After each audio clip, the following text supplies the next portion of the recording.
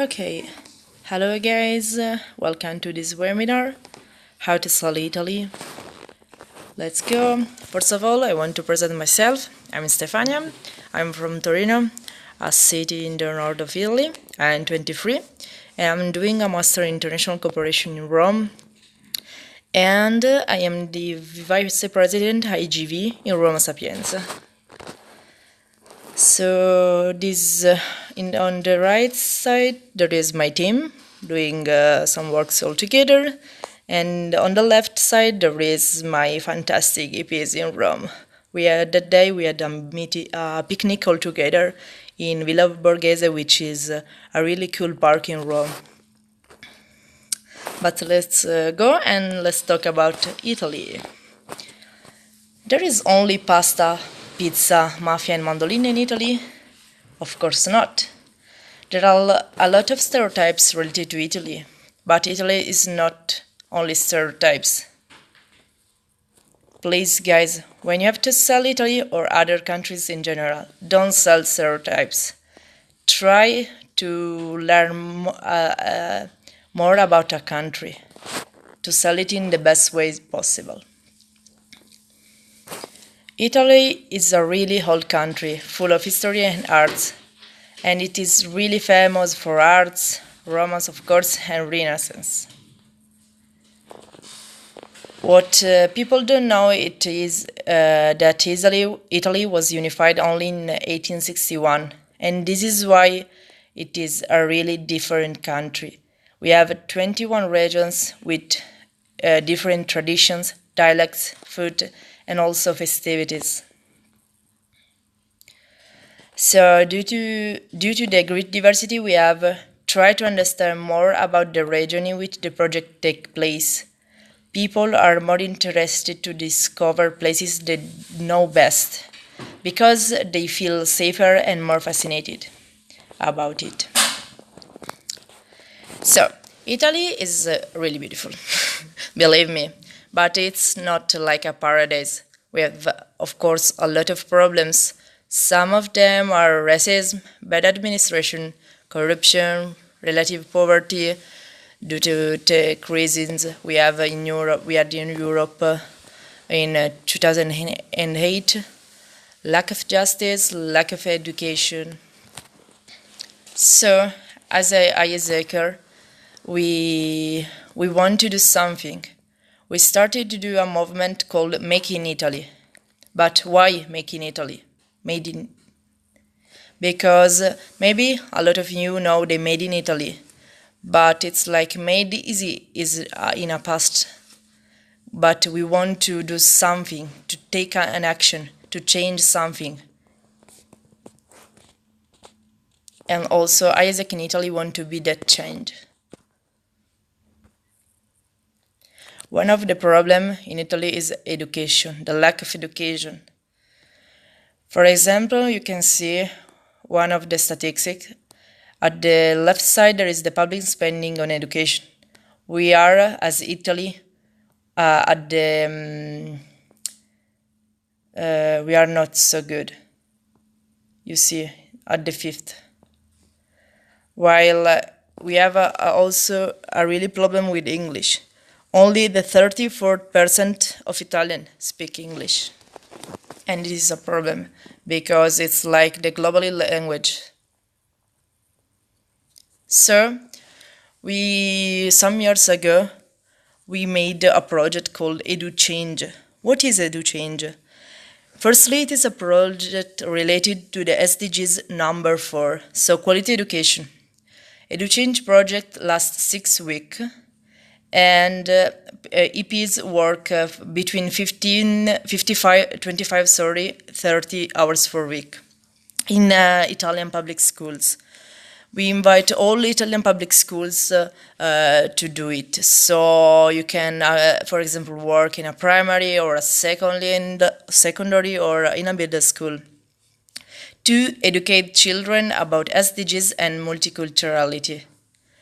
It's always good to do interactive activities, and of course it is really good to do it in English, because as I said before, we have some problems with the English. Then, so why EduChange in Italy? It is good to do practical activities throughout interactive learning, because in Italy learning is really theoretical. We don't have laboratories, we don't have practical moments in our schools. And also to get students closer to a multicultural environment, because a lot of people in Italy are still closed-minded, and racism in Italy is a really big problem. Then improve their communication skills in another language, of course, raise awareness and raise the responsibility about issues of social relevance by explaining about SDGs. In Italy, the knowledge about SDGs is really low. But let's see the impact of EduChange in Italy. We started the project in 2011, so it increased a lot during this year. In fact, the last year, we reached 585 people in Italy. I mean, 385 international volunteers who helped us to have to improve our education in Italy. And thanks to this project, we have a partnership with the Italian Ministry of Education.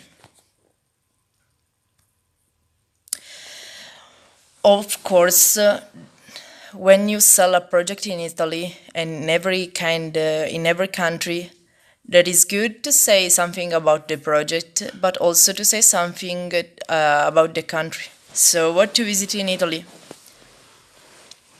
There are a lot of cities with different stories, with different architectures. For example, Bologna, Torino, Napoli, Venezia, Firenze, Roma, Milano, and Palermo. These are I think, the best cities in Italy. Maybe you can find on Google some information about them, because as I said before, Italy has a different stories. Every region has a different story. So also it influenced the architecture. Something important to saying is always how to travel in Italy. Traveling in Italy is quite expensive if you travel by train, but it's quite good if you travel by plane. For example, Ryanair is really cheap, and of course Flixibus. But with Flixibus it is the longest way. Then you have to say some informations about Italy. For example, it is good always to say how to arrive in Italy. So, for example, from Varsa to Roma, there are good flights, and they cost more or less 230 zloty, which is quite good, I think, but there are a lot of some other planes and flights from other cities. Something you have to add is the life cost. So these are tablet about some cost, for example, about the transports, like the bus metro ticket costs €1.50. I don't know, something about food and drinks. For example, an espresso in Italy costs €1. A normal pizza can cost between 7 and 10 euros. Then we have water, then costs €1. Okay, then another things to say is, of course, benefits of the project in Italy. In Italy, we have, of course, a buddy system. Then the EPs are hosted by a family. Then we have some, at least 2 events, of course, an IPS. And in January and February, we do always a global village, because it is one of our peak so we have an high amount of volunteers. Then we provide 2 meals per day because they are still in a family, and of course they work between 25 and 30 hours per week, and they have free weekends, so they can travel and see cities and discover more Italy. But let's talk about the timeline. Our project, EduChange project, are in winter, during the winter peak. They start on 20th of January and ends on the 1st of March, because it is a 6-week project. There is a second ray in February, from the 10th of February to the 22nd of March. Let's talk about the process time. After the application, they will be contacted within 24 hours by one of the members in Italy. Then EPs has to fill a form, a Podio form. The link of the Podio form is in our WhatsApp group, the PolItaly WhatsApp group, within 28 hours. Then they can be accepted or rejected by the host entity.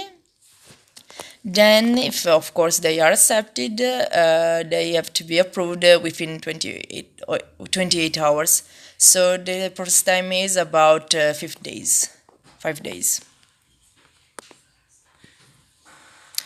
Okay, let's talk about the standard delivery.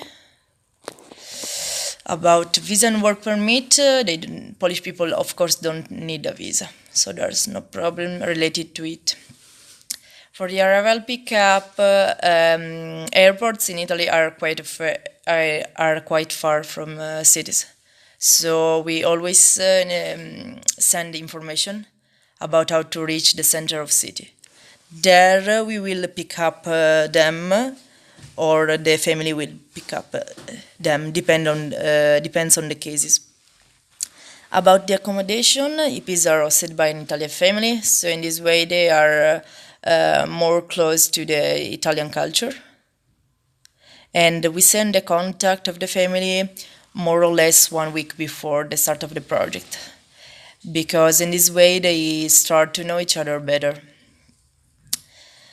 Then, about the cabin preparation seminar, we do it during the first week of the project, of course.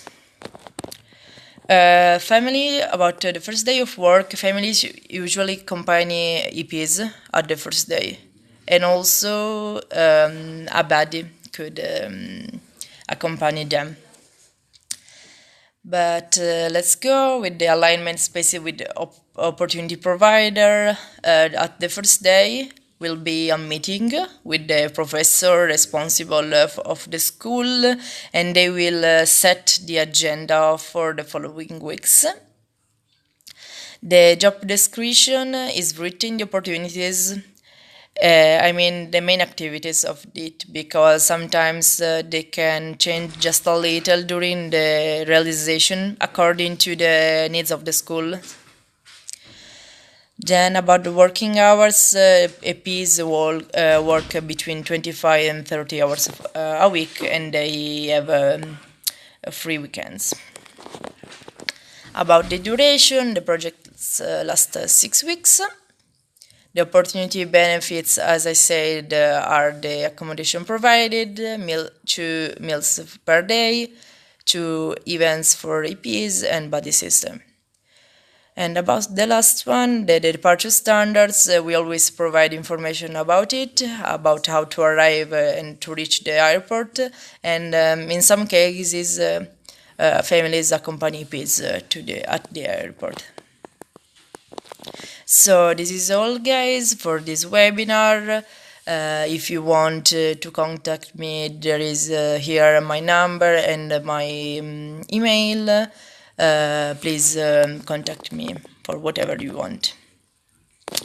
Bye and have a good night.